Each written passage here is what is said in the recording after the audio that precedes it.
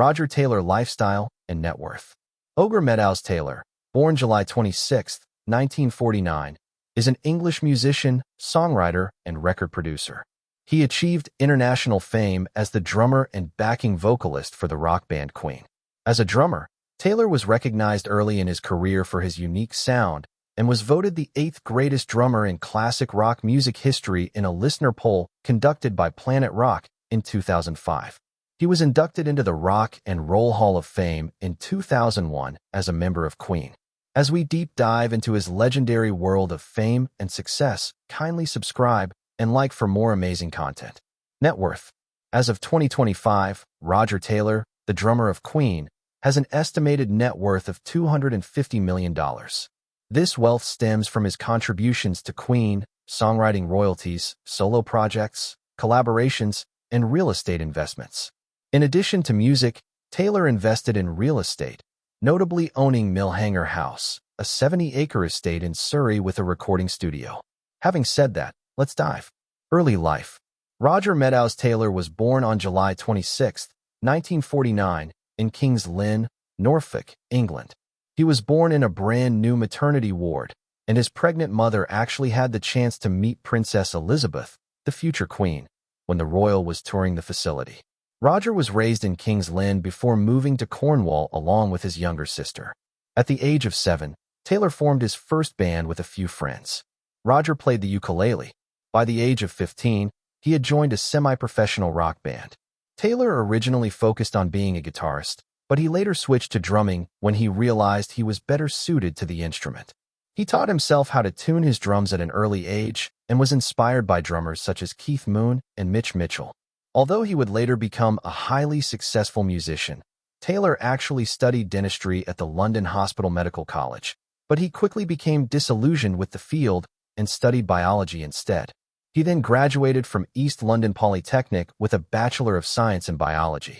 Personal life, real estate, and car collection. Dominique Beyrand. First wife Taylor met Dominique Beyrand, a French assistant working for Richard Branson, during a Queen concert in Hyde Park in 1976.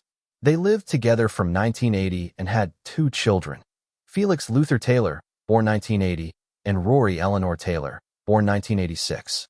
Debbie Long, former partner while still married to Beyrand. Taylor began a relationship with model Debbie Long, known for her appearance in Queen's Breakthru video. Together, they had 3 children. Serena Pot-Jaider, current wife in 2010, Taylor married Serena Pot-Jaider, a South African-born actress and producer, after 6 years of dating.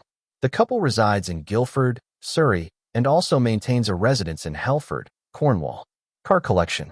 Notable cars in Roger Taylor's collection. 1960s Morris Mini Minor, Taylor's first car, a humble yet iconic British classic. Alfa Romeo, 1975. This car's engine sound was featured in Queen's song, I'm in Love with My Car. Mercedes-Benz 450 SL, R107, a stylish convertible that Taylor was often photographed with in the late 1970s. Chevrolet Love Pickup, early 1980s, a sky blue pickup truck, showcasing his diverse taste in vehicles. Real estate. In 2020, it was reported a 70-acre English countryside estate in which Taylor once lived had been listed for $6.1 million. Known as Millhanger House, this is the same residence where Roger wrote hits such as Under Pressure. The residence features a recording studio that is constructed out of a 450-year-old watermill. The home itself was originally built in 1907 and lies in the Surrey village of Thursdale, not far from London. In January 1981, Roger paid $352,000 for a home in the Hollywood Hills of Los Angeles. Situated behind a gated driveway and tall hedges, the 4,300-square-foot home was listed for sale in February 2024 for $6.2 million. Professional career. Roger Taylor began his music career with a band called Smile in 1968, which also contained future Queen lead guitarist Brian May. This group stayed together for about 2 years after releasing a total of 9 songs. In 1969, Taylor met Freddie Mercury for the first time when they were working together at Kensington Market. Freddie was a big fan of Smile at the time, and he managed to convince May and Taylor to come together and create a new band called Queen. The members finished the band by recruiting bassist John Deacon. Queen released their first album in 1973, which received positive reviews. They followed up with Queen 2 later that year, which provided them with their first hits. Over the next few years, they released hits like Killer Queen, Bohemian Rhapsody, Somebody to Love, We Will Rock You, We Are the Champions, Fat Bottom Girls, Another One Bites the Dust, Radio Gaga, and many others.